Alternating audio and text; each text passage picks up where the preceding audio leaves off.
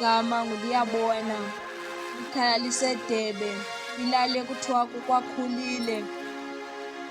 Eli ayilo lizwe lenkene-nkene. Ndithi vuka uzivuthulule, vuka uzenzele, ngoba ayikho inkomo yobuthongo.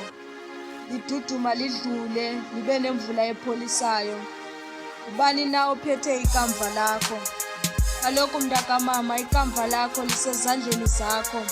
Le nto ileli kuwe, kukuwe ukuba ulitshabalalise kanye ulenze likhanye liqaqambe.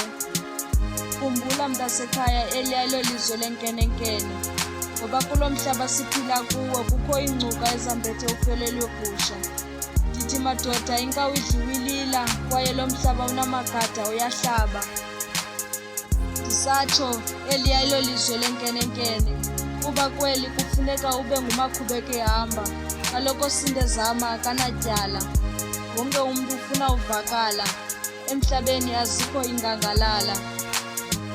Iindlela zimbini, enye iya kwabangcwele, enye iya apho uthanda khona. Mntasekhaya, ubomi ingxuba kaxaka, nabaphambili abasabuzwa ngoba baxakiwe. Ndisatsho eli ayilo lizwe lenkene-nkene. Nawe ubusowuthathe indlela eyapho uthanda khona.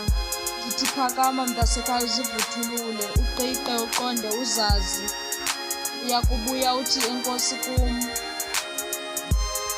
Eli ayilo lizwe lenkene-nkene.